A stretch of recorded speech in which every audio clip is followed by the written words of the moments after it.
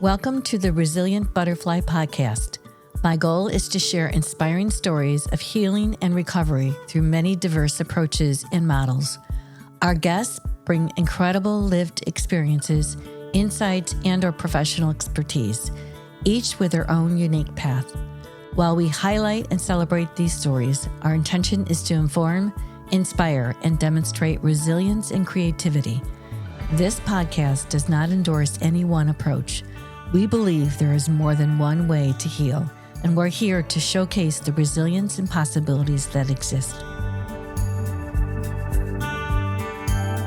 Welcome, everyone. Resilient Butterfly Podcast. I'm Pam Feinberg-Rivkin, and I'm really excited today to have with me Ryan Soave, who is a trauma therapist and I would say a longtime friend of mine who I've known since at least 2014 and going through a transformational program. I've witnessed some amazing things that Ryan, very talented man, therapist, and transformational worker he is. And in that, I wanted to share a personal anecdote from when I first met you. Oh, boy. And literally, I think the first time that you made such an impression, and I feel it so many other times, is the feedback session in this transformational workshop. And you probably don't even remember what you said, but whatever you did. I don't know if I want to know what I said. No. You made me cry. Oh. But I know it was all for the best of me and what was able to come out of that and the beauty of my own transformation that started then and continues to go on in my life. And I intend to live to 100. So, Ryan, you're just going to have to keep me laughing. All right, good. Well, we were just talking about, I said that, one of my favorite things is to make you laugh. And maybe that's where it comes from. Maybe I made you cry the first time and I've been making up for it ever since. So that could we'll be. See. That could be. But I love it when you make me laugh because I don't always get the chance to laugh. I know. It's always surprising. It's great. So with understanding the trauma, I really understood the trauma work in that transformational program. And some of the work that I witnessed with you, you were already a trauma therapist, then becoming the transformational trainer and really working with groups of people, multiple people.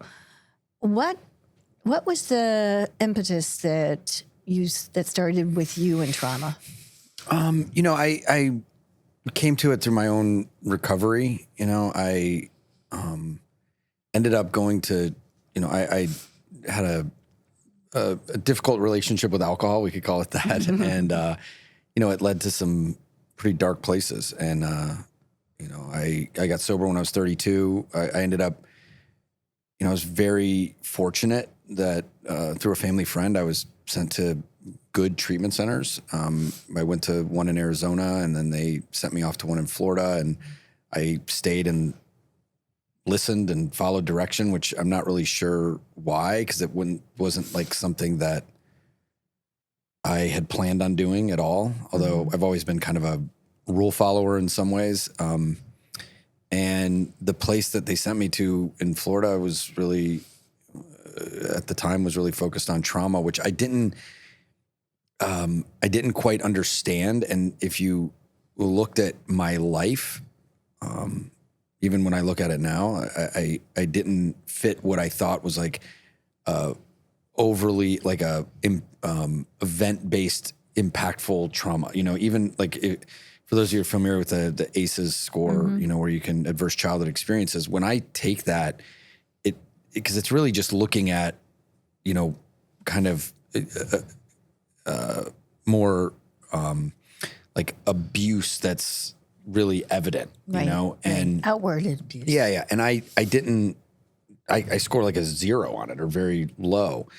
But when I was in treatment, they really talked about more relational trauma, and it was more just really how we were shaped in our formative years. I think we call them our formative years when we're growing up, because that's when we're forming. Our brains are literally forming, our bodies are forming, but we're also forming how we understand relationships, our place in the world. And, we're really impacted by the relationships with our primary caregivers.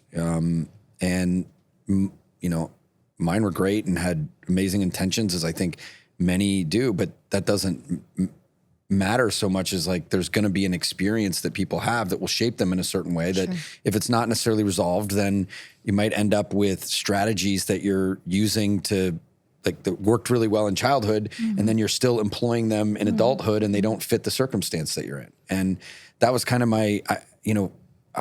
I was really resistant to looking at my childhood, because I felt like my parents were great because they were very present, and I loved them and they loved me, and I didn't want to blame them for anything. And, fortunately, like I said, I was a product of good treatment. They, helped me see that it wasn't about blame. It was about understanding. And it didn't, I was where I was having challenges as an adult, and it's not necessarily somebody's fault, but it's looking back and understanding that, I'm still employing this survival strategy or just this strategy to cope in life.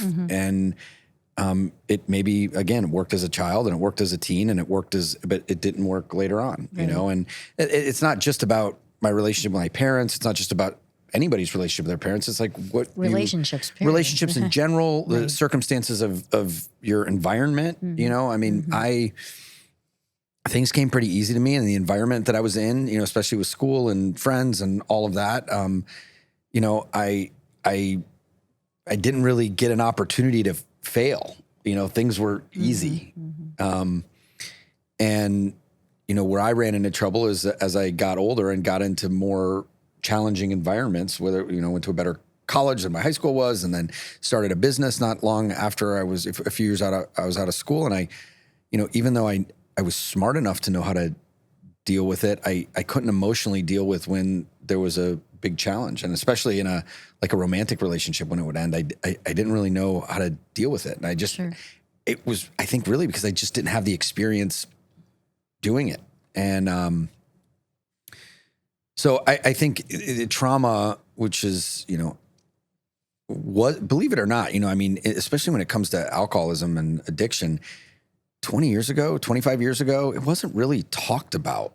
And if it was like, deal with it later, get sober, be sober for 4 or 5 years, and then start working on it. They thought maybe people were, the kind of idea was that people were probably too fragile to do that. But, then they started seeing people that would, chronically relapse, meaning they couldn't make it more than 6 months or 10 months or a year. And the reality was, like, they'd get sober, and then, they'd lost their coping mechanism. Addiction and alcohol, drug addiction, alcoholism is not really, I say this all the time, it's not really the problem. It's the solution. It's just a problematic solution that becomes its own problem and own trauma as you go down the road. But,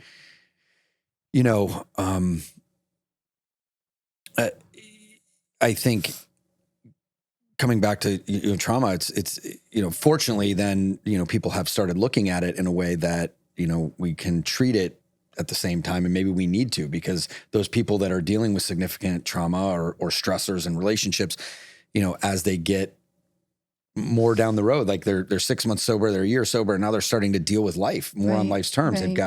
They're back in their jobs and their families, or they're building relationships, and now they might even be more at a vulnerable state than they were when they first went to treatment, and they don't know how to cope they with don't have the therapist and the program around them, surrounding them to help them through that trauma. If they only get sober and then leave and then have to deal with the trauma later. Well, and I think that's always been one of to jump around a little bit, I think that's been one of the, ideas of kind of the prevailing societal view of treatment. You go away for 28 days and then you're better, and you come back, and it's set up like this big event. And 28 days comes from, I think it was in the 60s in the military, the guys who were needed to go dry out from alcohol. And then it became an insurance They got a issue. 30-day leave, and they had a day to get there and a day to get home. That's 28 days. That's interesting. I didn't realize that. Wow. Yeah, that's pretty much it. I forget what branch of the military it was, but that's kind of what informed that. And, it is a big event for people if they have to, leave their families, leave their job, go on leave, all of that. But, it's not, treatment isn't time-based, it's needs-based. Mm-hmm. And you can't expect all people. Yeah, it would be great. And I've worked with great treatment centers that can have people there for 6 months, 9 months. That's not going to be everybody's story. That's great that some people can do that, but that's such a small percentage of the people. And so, even when I came in as a therapist, I'd see these big changes in people in residential treatment. They'd be there for, where I was, they were staying for 90 days or more. And so we'd see these big changes. But, as I've progressed in my career, I started to see that while you're probably making the most dramatic impact in those levels of care and detox and residential, I think people are at their more, if maybe not physically vulnerable, but emotionally vulnerable states when they get out of treatment, when they're in an intensive outpatient program, when it's easier in a bubble where you're not, a lot of times they don't have their phone, they're not in contact with their families, they don't have to work. It was one of my favorite things about treatment. No one could get a hold of me. And I actually liked that. Yeah. If someone told me I could go away for 90 days and not talk on my phone right now, I'd be like, people fight over it. I'd be like, take me. But most people don't want that. They fight over having their phone. When you're saying you're going to treatment and for a certain period of days or whatever, you can't have that access. Yeah. And I think at first I did. And then I realized I could surrender to it. And it was just like, yeah. It was I kind of like actually a would freedom. love to go to a meditation retreat and have my phone taken away. Yeah, I think I want to go to a nice resort with no phone. I don't have to. I like to meditate, but I want to take some time and go away from that. But, I think that's where people are at a really vulnerable state because you're starting, it's like as you're getting better, you're getting back into life and life is. And all those triggers. Well, triggers and just life in general is, when I look back at my first year or two in sobriety, I wasn't married. I didn't have kids. My business had dissolved. I didn't have responsibility. And other than, and everybody around me just wanted me to be better, to heal. And I look back and even though I wanted to get out of that time and get life back and all, it was one of the best times of my life. It was easy. Mm-hmm. And, and then you start getting the trappings of life. You get opportunities. I had a sponsor that used to tell me all the time. He'd say, God reveals himself to us through the situations he puts us in. And whether you're someone who believes in God or not, you can. I think we learn about how we're oriented based on the situations. And that we're in. And you don't know how to. Nobody knows how to date until they date or work until they work or get married. And then if you've done that and you've done it drinking or it's different. Addicted, it's different. Mm-hmm. And, I used to hear guys all the time in the program say, they'd be 25, 30 years sober and they'd say this and it would drive me nuts. They'd say, I need this program now more than the day I came in. And I was like, what is that supposed to mean? You should be better by now. But I get what they mean now. Now I have a career. I have a family. I have friends and a community and responsibilities and service commitments and all of these things. Children. I mean, even though those are, I think that fits into family, doesn't it? Yeah, maybe, you're right. I was like, oh, did I forget them? I have a wife too. Does that fit into family? I better remember to say that. But family could be your parents. Yeah. So I had them before, So. I just wanted to, children are a big responsibility. Thank you. And, it's, the stress, stress gets a bad rap. Because people say I'm stressed and, it's like, and that's a type of stress that's challenging. That's when we look at it in the context of Hans Selye, who developed the kind of concept of eustress and distress. Mm-hmm. Distress is what brings us down. But, if I, this weekend, we have little kids and they're involved in tons of stuff and we're going to be all over the place and I love doing it. by Monday, I'm going to be exhausted. like, thank God it's Monday. I get to go back to work. You know, like it's not as, and they're in school. But that's a different stress. You're But right. it's still Yeah, stress, yes, right? And so if you don't understand that and you start building a beautiful life, you can still find yourself in this like kind of exhausted state or tired state or, you know, disoriented in a way. And you know, that can, if you're not aware of that and understand yourself, that's the type of thing that brings people back to older behaviors. Yeah. And choosing what is important in those moments for you and for your family, your children, your wife, would be really important. And listen, I think under stress, we always tend to return to the kind of programming that we had, maybe in different ways, you know, and, you know, you start seeing behaviors or just ways of thinking around things that are similar to maybe how you used to be based on like, now I'm in this. I had a friend that used to always talk is like, people tend to see like, it's like you're going around this mountain and you come around each time and they're like, oh, I'm in the same place, but you might be in the same view, but you're at you have a bigger perspective because you're going up the mountain. And I always kind of like that because you know, I still find myself, I know what my liabilities are, character liabilities, or some people call them defects. And, you know, when I'm really aware of those, it's not that I necessarily eliminate them, but I can understand the situations that I'm in and why I might be. And you can use tools. Yeah. Then you can apply tools. But going back to what we were talking about in the beginning, you know, this idea of trauma is much more, you know, nuanced. And, you know, when I work with people on it, sometimes I don't even say that word for some folks. Cause, you know, I could be in a room with 500 people and say, who's experienced trauma? If they're not, if you're in a room with therapists, everyone's going to raise their hand. But if it's like a group of nurses, they're going to be like, no one's hand's going to go up. Well, at one point in my life, I had no clue what trauma I had in my life. But if I had said, have you experienced stress? What would you have said? Of course. Yeah.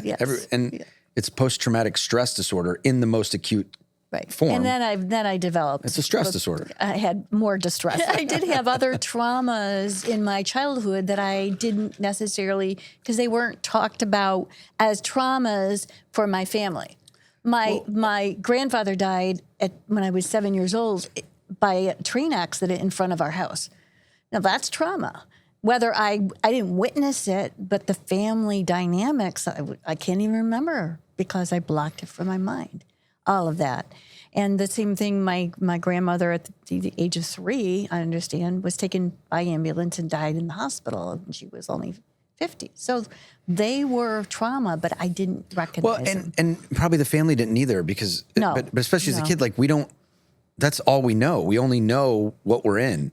You know, it's become our families and our environments are the waters we swim in. Sure. We know how to swim in those waters. Right. You know, and so that's another thing that I think happens for people, or I see it happen for people is, you know, they get out of the environment. Like if, let's say they came from a very overtly traumatic environment, dysfunctional family, all of this, right? And they get out, they want to get out of it. They want to have their own family. They want to be, you know, peaceful and connected and have great relationships. And they somehow find these people and they don't necessarily know how to deal with that. Mm-hmm. Mm-hmm. You know, that's why we'll find people that will end up in the, you know, kind of causing chaos or getting back in that's just what they know. Sure. It's kind of like people, you know, you see this all the time. Like it happens with athletes. There's all these documentaries around athletes that get a lot of money and then they'll be broke a couple years later, or people that win the lottery and then they go bankrupt or commit suicide. You know, it's not that the money's evil. It's just that like you're in a completely different context. And if you don't know how to handle it, 'cause you imagine you live in an area and nobody has money and then all of a sudden you win millions of dollars and then it sounds great, but then what pressures might come with that? You know, like all of the people coming after you. Now there's people trying to steal it from you. I mean, there's all these things that you might not, and not, it doesn't mean people can't learn, but like anything in life, you have to learn it. Sure. It's all new. Yeah. And we're trained by the environments that we're in and the people that we're around. So I want to ask you because, this one sounds serious. Well, maybe. Okay. It has to do with men and how they deal with trauma and stress versus women. And men traditionally don't know how to show vulnerability, right? I guess we can talk about kind of grouping them together, and then like anything else, it becomes really an individual, individualized kind of way to approach it with folks. And I think, traditionally, especially in our country, men have kind of been taught that, suck it up, don't cry,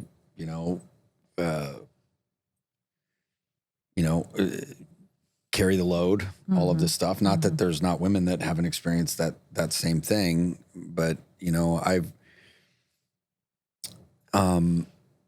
think in my experience over the years, and I've gotten to work with some really interesting groups of men. Not only, my career's led me to not only working with, people that have addictions and identified trauma and all of that, but I've been able to work with a lot of men's mastermind groups and a lot of really high performing guys that, aren't really like, they're not in a crisis of any sort, but are kind of looking for something else. And a lot of these guys will, I find with a lot of the men that I've worked with that in their history, they were taught and trained to be transactional in their relationships. Like, if I do this, then I'll be loved, or I'll be, whether that was the intention of their families or not, that's the message that they tend to get, right? And then I'll see these guys that... Well, they tend to give it too. What's that? They give the message out, transactional. The families?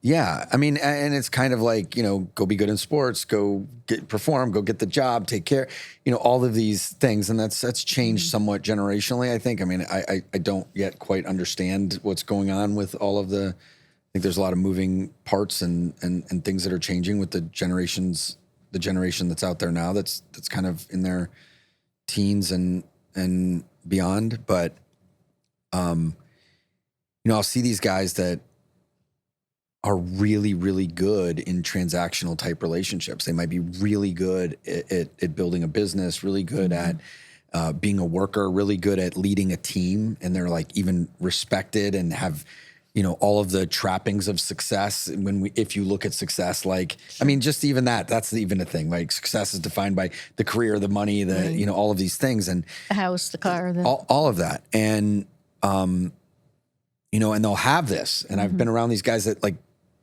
have way more, than, some of them have, their net worth has a B at the start of it. And, they've been able to overcome all kinds of stuff and they can deal with any problem at work and just push through it. And they can't keep a relationship together, married many times or don't know how to be in a relationship, or, their families are falling apart. They don't know how to deal with the emotional type committed relationships in the same way.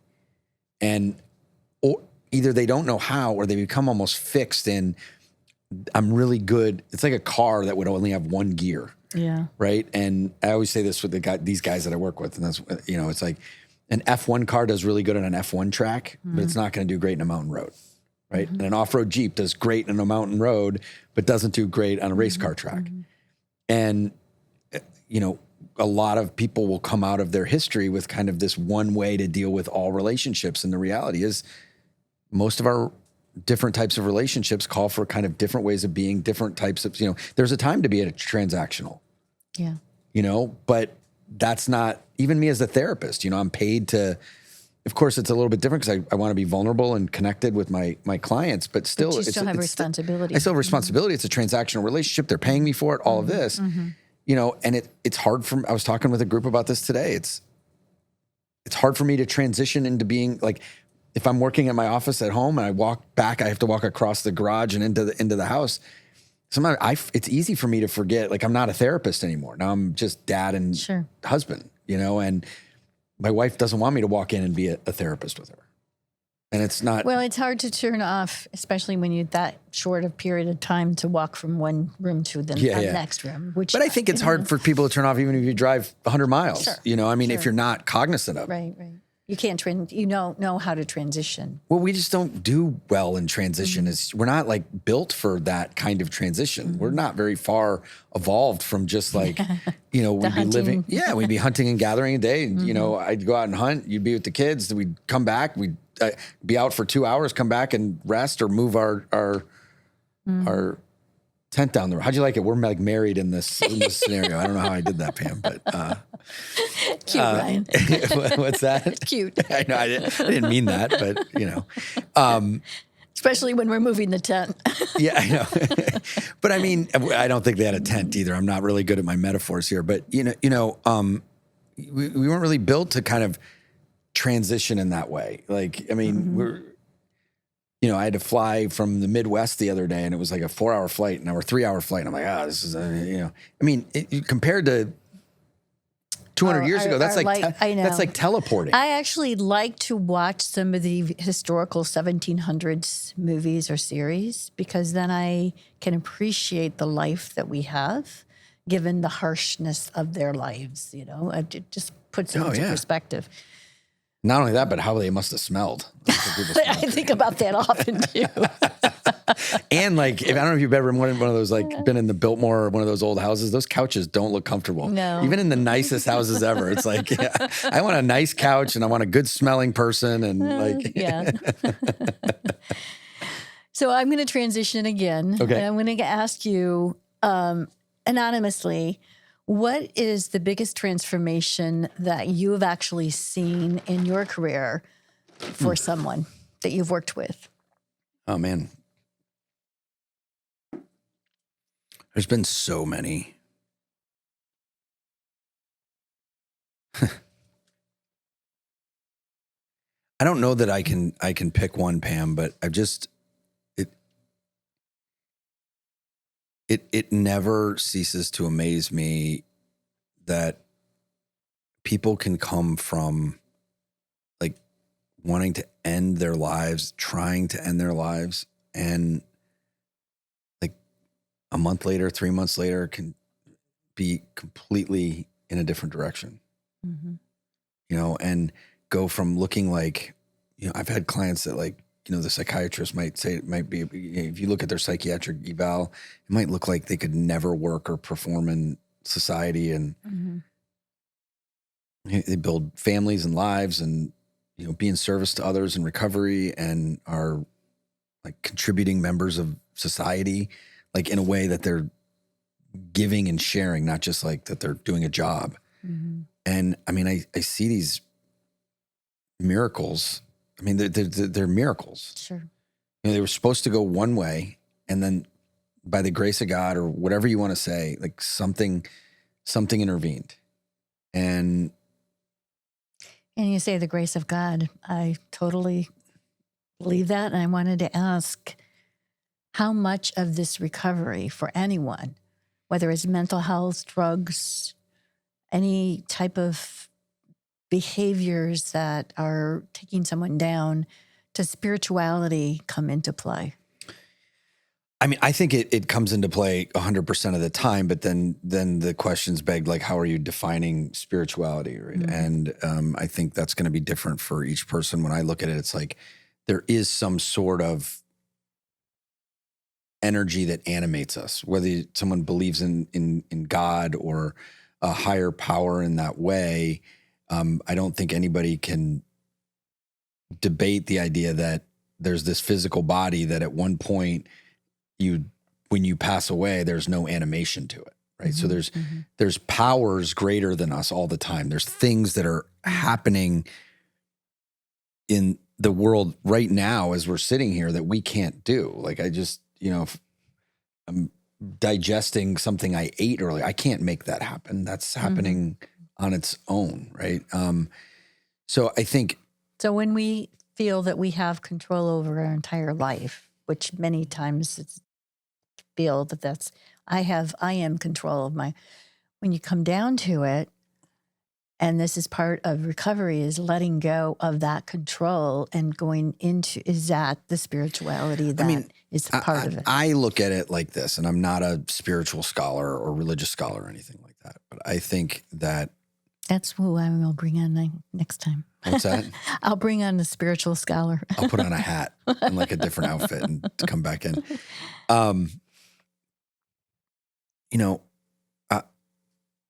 that this in recovery, I was sharing this with the group, you know, like and I didn't come up with this, but it's a game of subtraction, not addition. Like, what am I, like you said, letting go of? Like, I mean, I think when I see my children born, right, they're like innocent, complete. They have everything. Mm-hmm. Oh, not all the kids come into a loving environment, right? But I think, let's say they did over time, even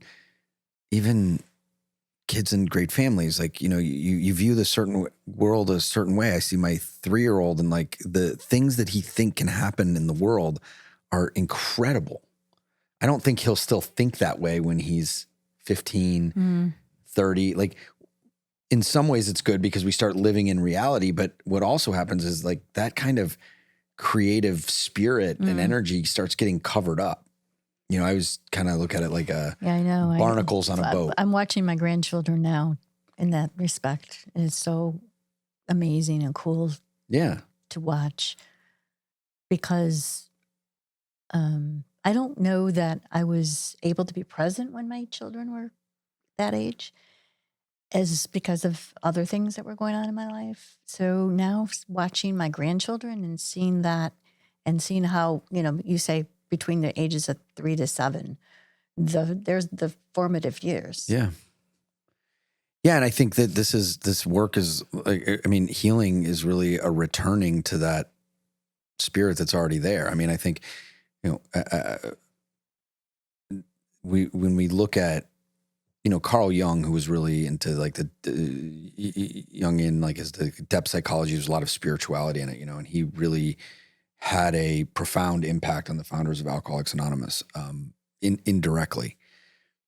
But, you know, he talked about, you know, that alcoholics, when they drank, were basically seeking union with God, right? I mean, it was basically saying that we needed some sort of spiritual upheaval. And what's interesting is alcohol is called spirits, right? So it's like people drink alcohol and it lifts their spirits, right? So, you know, I think, I don't know where I'm going with that completely, other than I think spirituality, just in a very general form, can be us returning to that kind of beginner's mind, childlike kind of wonder that we can all get back to. I mean, I've got by the time this happens, it'll be posted, but I just made this video and a post of, you know, playing with the kids. And, you know, I was saying, you know, play with your kids. It's great for them, but it's amazing for you. Like I get to experience that when I'm present with them. I get to experience, and I'm not using them for that,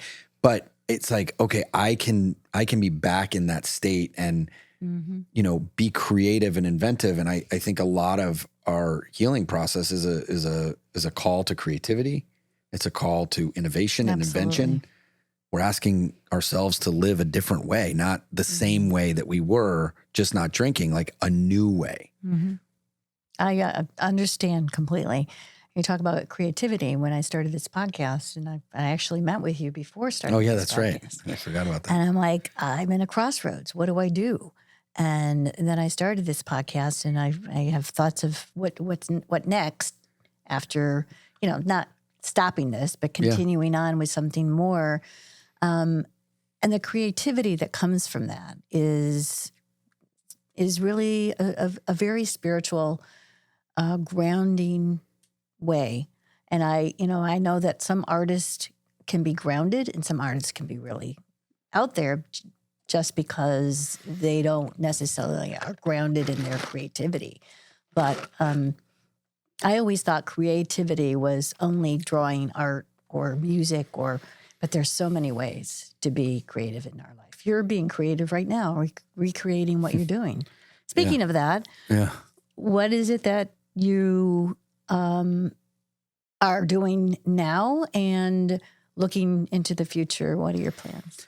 I'm working with people. I'm doing I just came from running a men's workshop today. I've got a couple of those that are longer planned, more retreats. Michael DeSanti and I are doing, who I know you know, we started doing some men's retreats last year at a really cool place in Miami, and guys come for Thursday night to a Sunday, and we do some really cool stuff there. It's been fun. And I'm doing that, and then I work with people individually. I'm doing some, consulting for different behavioral health programs, which is interesting. I like working with different teams in that way. And then I was just telling your previous guest who just finished a book that I'm been in the middle of writing a book, and actually I'm right in the middle of not writing it today. But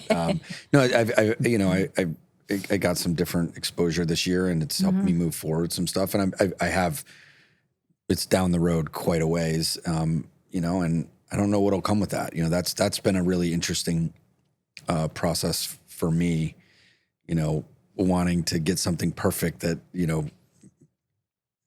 there's a lot of my old history coming up around that. And it's also, it's challenging, but it's great, and I like the idea of, being able to continue to reinvent myself and my views and be able to be a contribution to my field. Absolutely. I don't know if that answers your question. I'm doing a few things like I always do. And where can people find you? Well, I've got a few different ways. I've got a YouTube channel like anybody else that's probably on your show, but I have been, my focus with the YouTube channel is to put out no cost information and tools.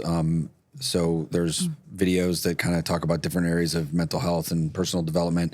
And then starting by the time this comes out, they'll be up. We're going to be doing some yoga nidra and NSDR. So tools for people to get still. And then Instagram, Ryan.Soave. It's RJ Soave is the YouTube channel. And my website is ryansoave.com, so they can find me there. And Soave is Soave. Soave. Yeah, it's like the wine, not the shampoo. Sweeter. Sweeter? Yes. It's really Soave. But Soave? We don't.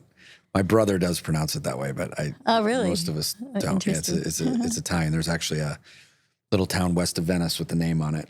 When I was a kid, we all went there, and my dad had traveler's checks. It was back when we had traveler's checks. Yeah. Right? I'm aging. I'm gonna be 50 in next month, so I gotta live to be 100 too. But I got another 50 years. And my dad was so excited. I remember to take the traveler's checks into the bank because the little town was our last name, and they would see the check, and and nobody cared. How old were you? Oh, I was probably in high school or something like that. That's funny. He also was really wanting, it seemed like he wanted to get pickpocketed. That's all he talked about was pickpocket. So we almost paid a pickpocket to do that. To do that? So we could go back and say, I was pickpocketed. Yeah. Your dad's funny. Yes, he is. So thank you so much for being on with me today. I really appreciate you all the time. Love you, and I love the work that you do. And continue on, and you inspire everybody. No, thanks, Pam. I love you too, and thanks for having me on. Thank you for joining the conversation today. If you are seeking help for yourself or a loved one, please reach out to our Feinberg Consulting team at 248-538-5425. That's 248-538-5425, and check out our website at feinbergcare.com. I'm grateful for our guests and all who have joined us today. Make sure you follow us on Apple, Spotify, or anywhere you listen to podcasts.